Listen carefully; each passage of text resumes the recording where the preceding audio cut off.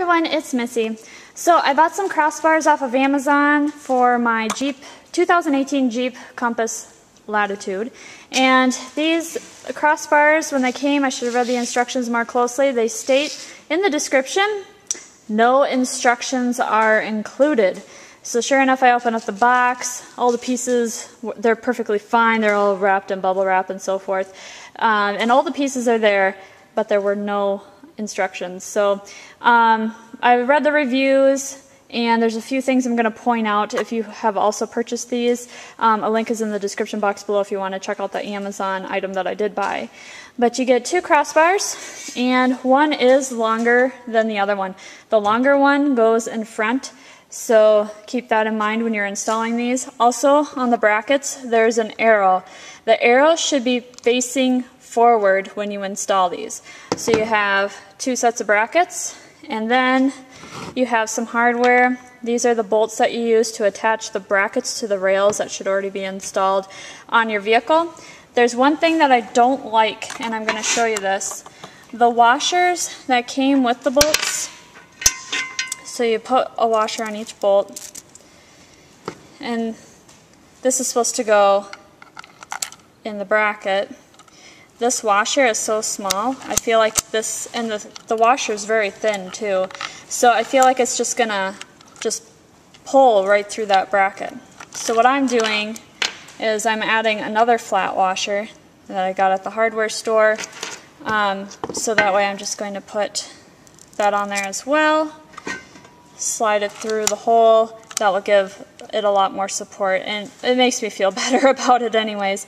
I guess I don't need that smaller washer really, but I'm going to use both to hold it in place. So that was the modification I'm doing with these crossbars.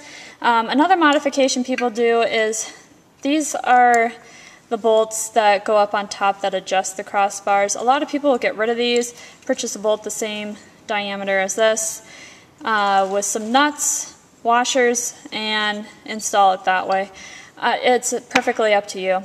The other hardware that they came with is this piece. Don't know the technical term for it, but it is what you screw your mounting adjustment into, and I'll show you how to install that.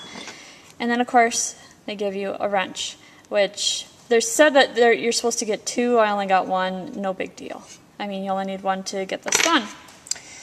So to start off, I'm going to put the bracket onto the crossbar, and it's fairly straightforward.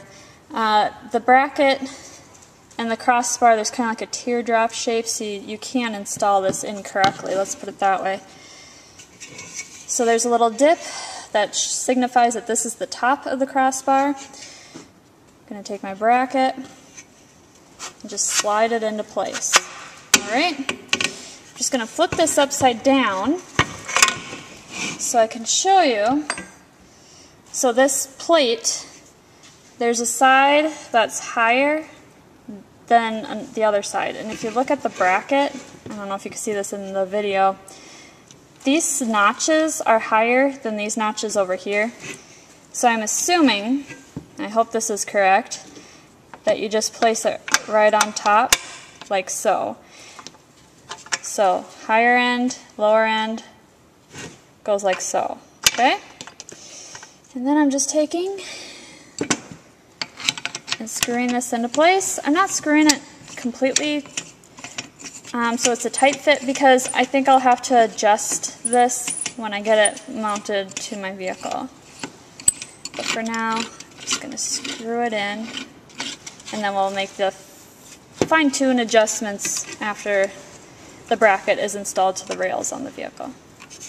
So I'm just going to repeat this process with the other side of the crossbar and this crossbar as well.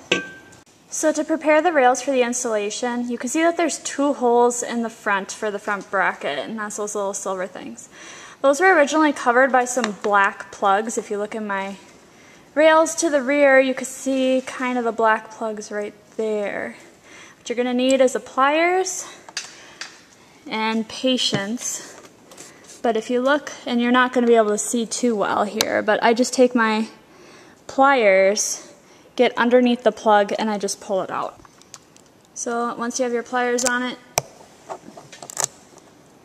just pull it out and this is what it looks like. You can just discard that. Okay, so this is the part where you want to make sure that your bracket's loose enough that it can slide back and forth on the crossbar, because we're going to put it up, make sure that it fits across the front. So to install the bracket, I'm just lining, and sorry there's a glare, lining this up one-handed with the rail, bringing this one down over the rail. This is where I need to push it in to make sure that it fits. There we go. And then I'm just sliding it forward so the brackets line up with the holes on either end. And now I'm ready to put in the screws. First off, don't be dumb like me and put a towel down when you're trying to work on the crossbars. I'm sure somebody has already commented on that. Because you can scratch your paint. I didn't scratch the paint on mine, I was really careful, but I don't know why I took the chance on it. And sure, no one's really going to be on my roof looking to see if I scratch the paint or not, but, you know, just be careful. All I'm doing is I'm putting the screws through the hole in the bracket. I'm just finger tightening them. I don't want to completely tighten them until I have both screws in, just to make sure that everything is lined up. I actually kept these loose until I did the other side, and I tightened everything up after I got all the screws in on the rear bracket is what I'm working on right now.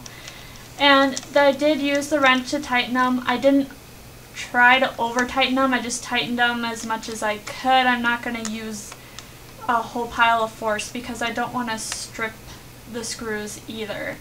They weren't hard to put in.